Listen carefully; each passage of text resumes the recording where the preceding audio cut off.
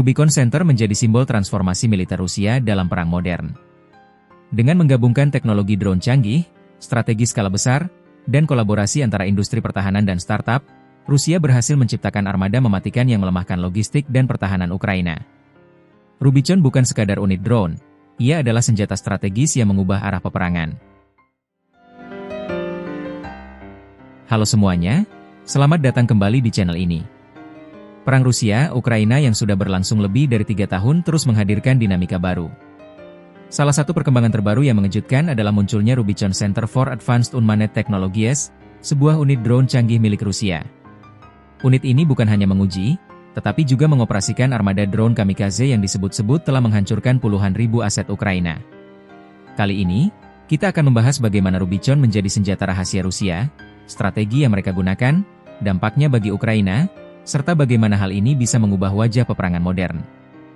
Ukraina melaporkan kerugian signifikan akibat gempuran drone kamikaze Rusia. Bukan sekadar drone biasa, armada ini disebut mampu melakukan serangan terkoordinasi, menghancurkan logistik, bahkan mengacaukan sistem komunikasi Ukraina. Dilansir Forbes, Rubicon Center berhasil mensinergikan kekuatan drone bunuh diri atau loitering munition dengan sistem peperangan elektronik. Hasilnya, serangan Rusia menjadi lebih presisi, lebih sulit ditangkal, dan lebih merusak. Akibat serangan ini, Ukraina mengalami kekurangan kendaraan angkut, pick-up, bahkan kendaraan lapis baja. Banyak dari mereka hancur ketika mengangkut pasokan atau melakukan evakuasi. Wakil Menteri Pertahanan Rusia, Alexei Krivoruchko, menyatakan bahwa hanya dalam setahun, Rubicon Center telah menjatuhkan lebih dari 44.000 drone FPV Ukraina. Menghancurkan sekitar 4.000 perangkat komunikasi, radar, dan sistem peperangan elektronik. Bahkan, Rusia menegaskan bahwa formasi drone Rubicon menjadi kunci sukses mereka dalam menangkis serangan besar Ukraina ke wilayah Kursk pada Agustus 2024. Dengan memukul jalur logistik, menghancurkan kendaraan pengangkut, dan memanfaatkan drone serat optik, Moskow berhasil memaksa pasukan Kiev mundur setelah berbulan-bulan pertempuran sengit. Apa yang membuat Rubicon begitu efektif? Jawabannya adalah strategi skala besar. Rusia memobilisasi sumber daya negara untuk memproduksi drone dalam jumlah masif. Perusahaan senjata legendaris Kalashnikov bahkan menggandeng Ushkunik, sebuah akselerator teknologi yang awalnya dikelola sukarelawan. Dari kerjasama ini lahirlah drone serat optik pertama Rusia, yang kini digunakan di garis depan.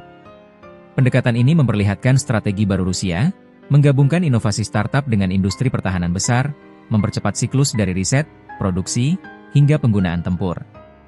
Rubicon Center didirikan pada Agustus 2024 oleh Kementerian Pertahanan Rusia. Pusat ini punya 3 fungsi utama. 1. Pelatihan melatih instruktur dan operator drone.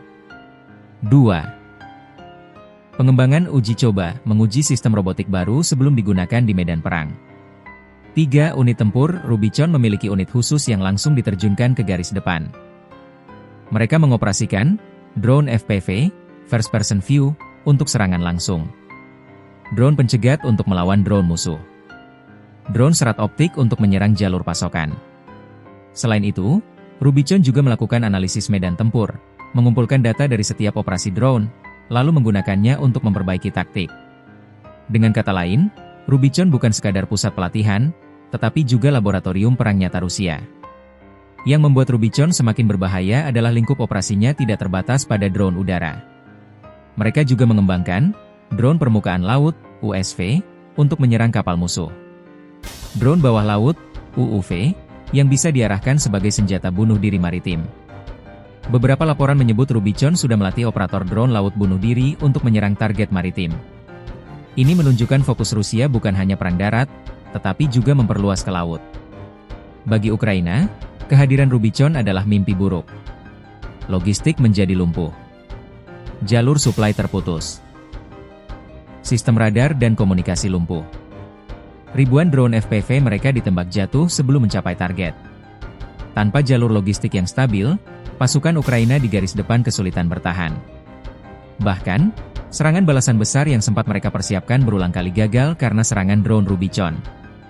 Analis menilai Rubicon adalah bukti nyata bahwa Rusia belajar dengan cepat dari perang ini. Jika sebelumnya perang drone hanya dipandang sebagai tambahan, kini ia menjadi pusat strategi militer. Pola Rusia ini bisa menjadi model peperangan masa depan, produksi massal drone murah, integrasi teknologi AI, serta penggunaan unit khusus yang fokus hanya pada perang tanpa awak. Dengan Rubicon, Rusia menunjukkan bahwa mereka mampu mengubah kekalahan taktis menjadi keunggulan strategis. Ukraina kini harus mencari cara baru untuk menghadapi gelombang drone kamikaze yang semakin canggih. Bagaimana menurut Anda? Apakah ini pertanda bahwa perang masa depan akan sepenuhnya dikuasai oleh drone dan robot? Tulis pendapat Anda di kolom komentar. Jangan lupa like, share, dan subscribe untuk update terbaru soal perang Rusia, Ukraina, dan perkembangan geopolitik dunia. Sampai jumpa di video berikutnya.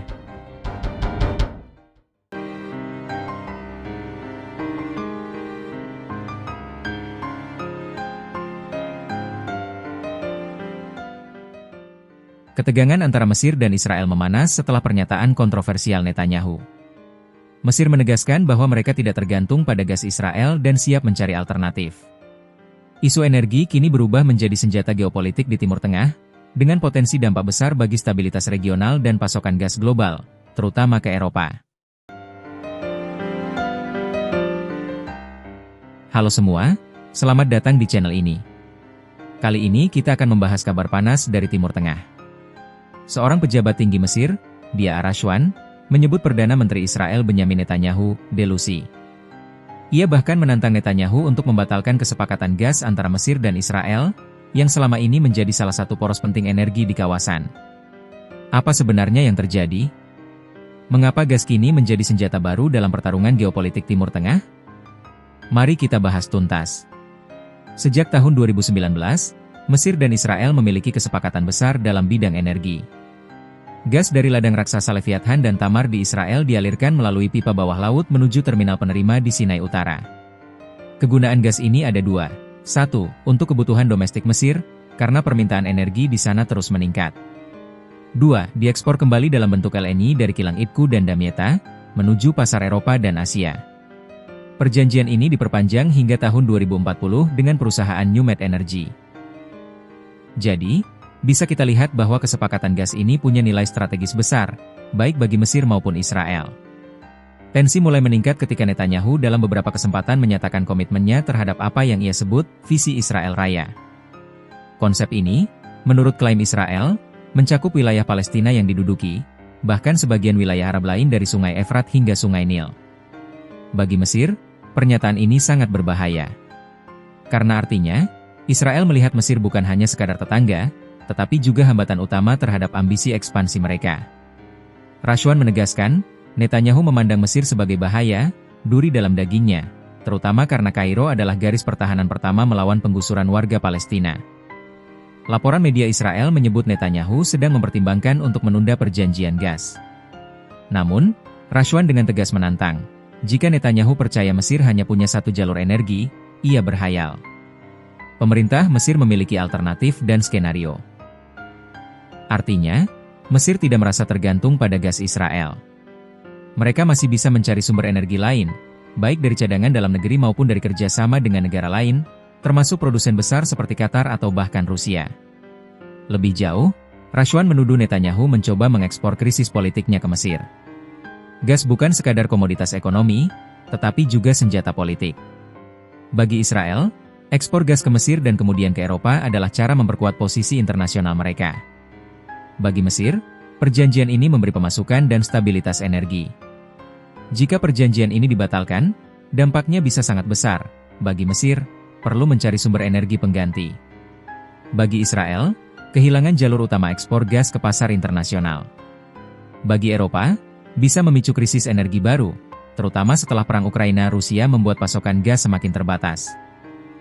Mesir juga menegaskan bahwa posisi mereka terhadap Palestina tidak berubah. PM Mostafa Madbouli menegaskan, perpanjangan perjanjian gas tidak memengaruhi sikap Mesir terhadap perang Gaza. Kairo tetap menolak segala upaya menggusur paksa warga Palestina atau melikuidasi perjuangan mereka. Dengan kata lain, Mesir berusaha menjaga keseimbangan, tetap bekerja sama di bidang energi, tapi juga menjadi benteng pertahanan bagi rakyat Palestina. Jika Netanyahu benar-benar menunda atau membatalkan perjanjian gas, beberapa skenario bisa terjadi. 1. Mesir mencari alternatif energi dari negara lain. 2. Israel kehilangan jalur strategis ekspor LNG. 3. Ketegangan politik antara Kairo dan Tel Aviv semakin memanas, memengaruhi stabilitas kawasan. Dari sini kita bisa melihat, konflik Israel-Mesir bukan hanya soal Palestina, tapi juga soal energi dan geopolitik global. Gas kini menjadi senjata baru dalam perang diplomasi Timur Tengah. Pertanyaannya, apakah Netanyahu benar-benar berani membatalkan kesepakatan gas dengan Mesir? Ataukah ini hanya gertakan politik semata?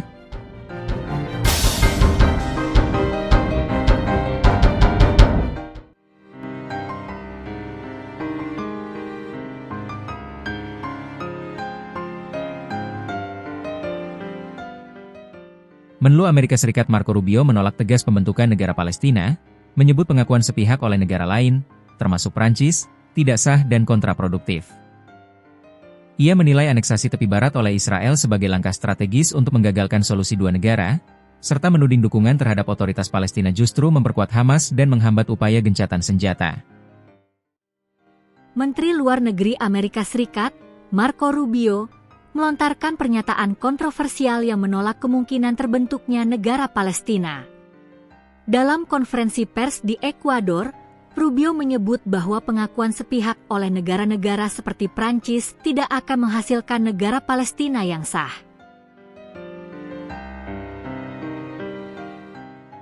Dilansir AFP, Jumat, 5 September 2024, Rubio menyampaikan itu merespons rencana Israel mencaplok tepi barat.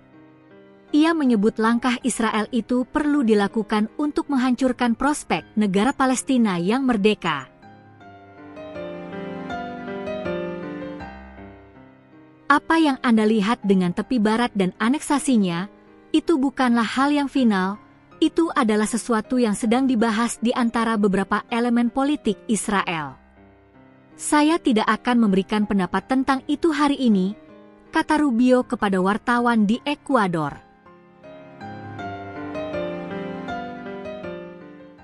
Yang akan saya katakan kepada Anda adalah bahwa itu sepenuhnya dapat diprediksi, katanya.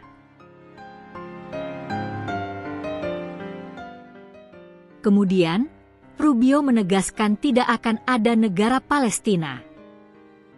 Ia menyebut negara Palestina terbentuk bukan dari pengakuan negara-negara lain.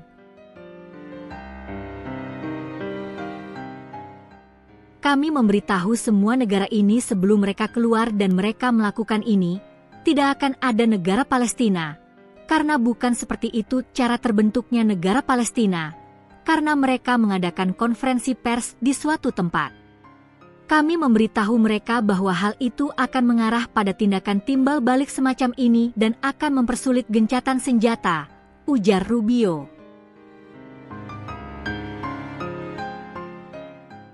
Ia juga mengulangi tuduhannya bahwa dorongan untuk mengangkat otoritas Palestina yang berbasis di tepi barat telah membuat Hamas, saingannya, di Gaza, semakin berani.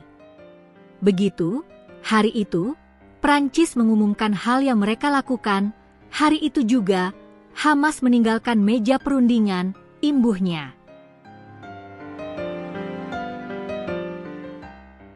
Seperti diketahui, Presiden Prancis Emmanuel Macron telah menyerukan akan mengakui negara Palestina di KTT PBB pada 22 September lalu. Ia menyuarakan kekesalannya atas situasi kemanusiaan yang mengerikan dan apa yang ia lihat sebagai sikap keras kepala Israel.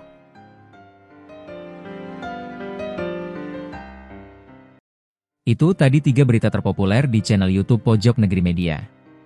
Jangan lupa share, komen dan subscribe channel kami. Sampai jumpa di top 3 selanjutnya.